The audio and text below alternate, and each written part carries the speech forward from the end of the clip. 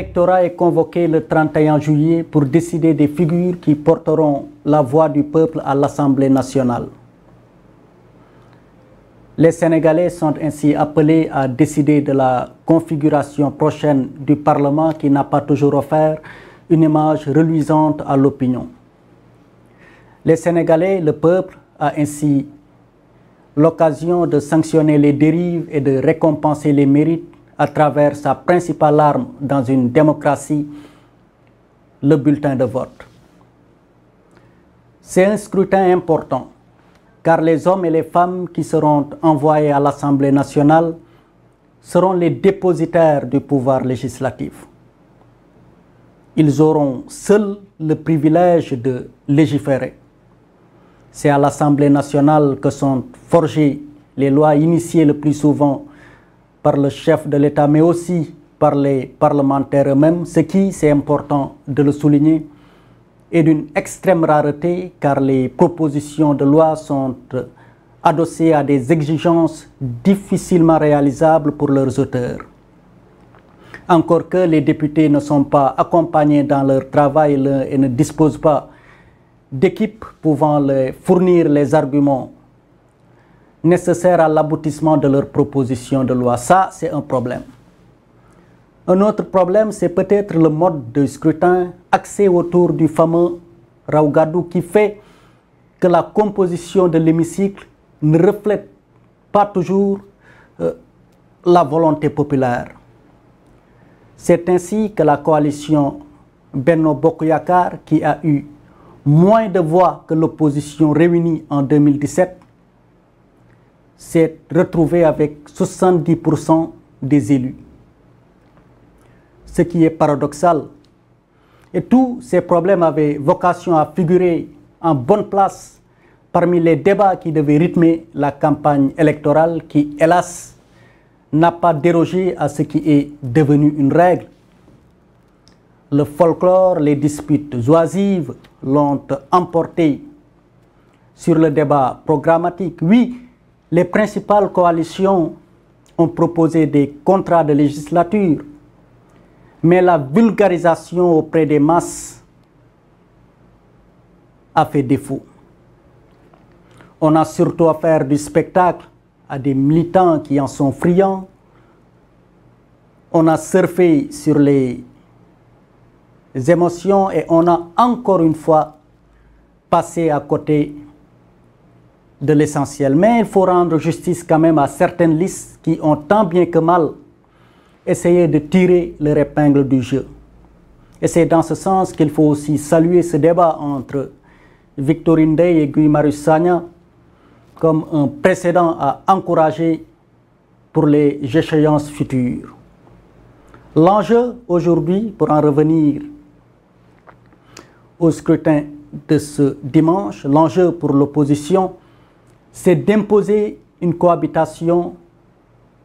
au président de la République. Ainsi, le futur Premier ministre sera issu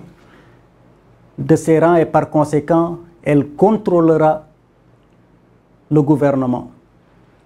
Minorisé à l'Assemblée nationale, le président de la République sera obligé de coopérer et verra sa marge de manœuvre réduite. La majorité, quant à elle, veut à tout prix éviter cette situation qui, selon elle, va engendrer des blocages dans la marche du pays. Et c'est ça le charme de la démocratie. Des perceptions différentes, des opinions diverses, des candidats qui rivalisent et au finish, le 31 juillet, un peuple qui tranche. Que chacun, donc, se hisse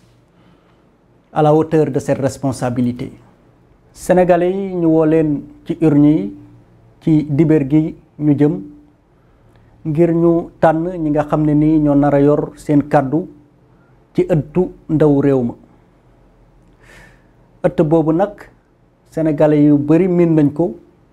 ci anam gi nga xam ne ni taxu ko rafet parce que bërëb boobu bari na luñ fay seetlu ay doxalin yi nga xam ne ni gàll na góos lool te ñu bëri aussi di faral di ko joxoñ baaraamu tuuma kon dibéer gi sénégalais yi am nañu occasion comme nu leen ko yoon maye ak i démocratie ñu sanctionné yenn doxalin yu ñaaw yi waaye aussi récompenser yenn mérite yi nga xam ne ni aussi yu am solo la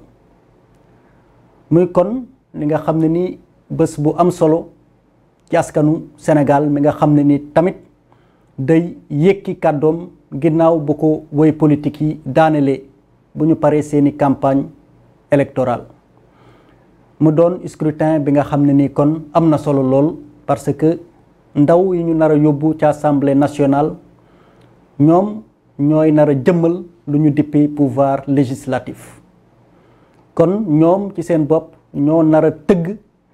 loi yi parce que ca ëttu ndawu réew mi la ñuy tëggee yooyee loi nga xam ne nii day faral di tukkee ci président de la république bu boobaa dañ koy tuddee projet de loi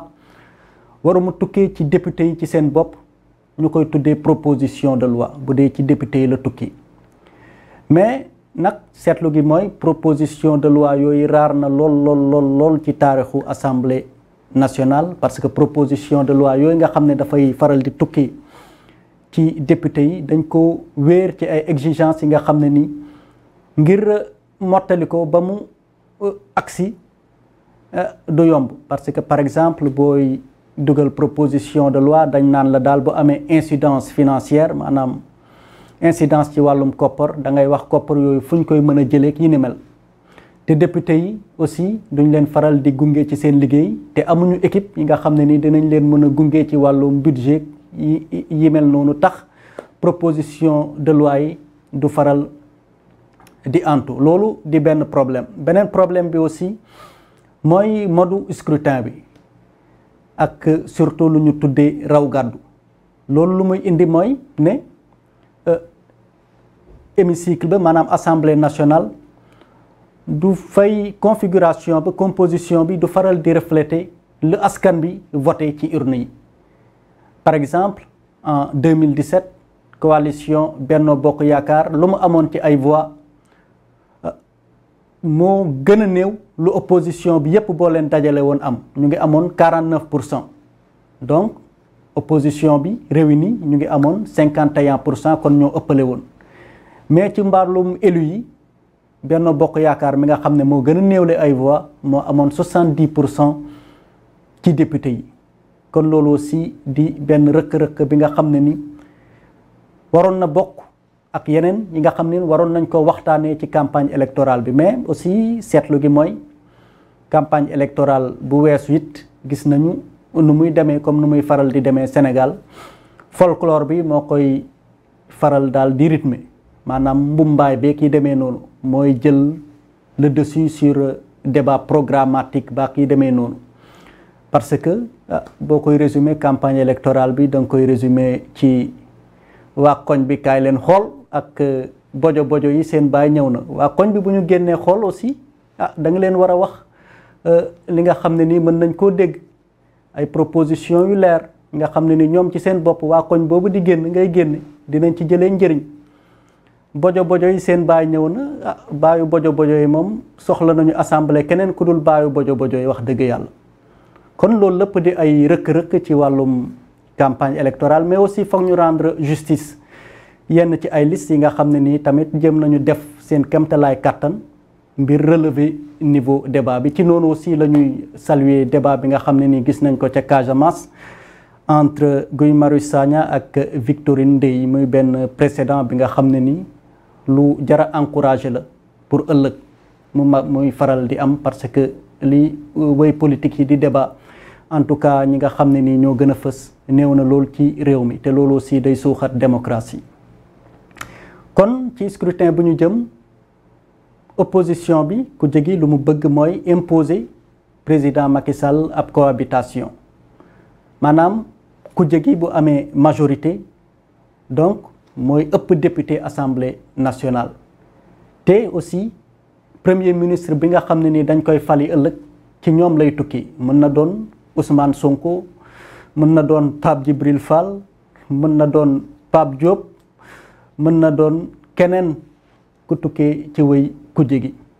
Donc loolu mooy cohabitation le président Macky Sall di présider am benn premier ministre bi nga xam ne ni wujjam la gouvernement bi aussi waa kujje gi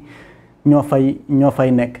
kon dañuy partager les responsabilités waaye aussi président de la République marge de manœuvre am day réduire lu mu mënoon dootu ko mënati parce que yow la cundum ngay incarner l'exécutif le législatif assemblée nationale ñu duma la fa député yi nga fa am néew gouvernement bi kujje gi contrôler ko muy lu doy waar li nga xam ne ni mësuñu ko gis ci Sénégal même bu dee am na ci yeneen réew yi ci mel ni France ak yi demee noonu situation boobu nag la majorité bi maanaam Benno Bokk Yaakaar bëgg a éviter à tout prix parce que ñoom nee nañ loolu bu amee daal day gàllankoor bu baax doxinu réew mi te loolu nag gis-gis gu waroo boobu nag mooy taaral démocratie gis-gis yu waroo ay opinion yi nga xam ne ni wuute na ay candidat yi nga xam ne ku ne dafa samp sa ndënd daal di promettre askan wi ne daal fii laa leen bëgg a jëmale loolu mooy taaru démocratie te nag ca cëppaandaw ga askan bi nga xam ne nii ku am baat ci réew mi moo la ko jox ku jiite aussi moo la dénk moom rek mooy décider le 31 juillet muy bésub élection ya kàddu woy politique yi daanu na démb parce que démb ci samedi gi wala vendredi bi la ñu clôturer campagne électorale bi léegi benn kàddu rek moo war a jëpp dibéer gi ñu jëm muy kàddu askan bi nga xam ne nii moo nar a voté daal di décider kon luy am ñuy sol ñu ñëpp ñu jël seen responsabilité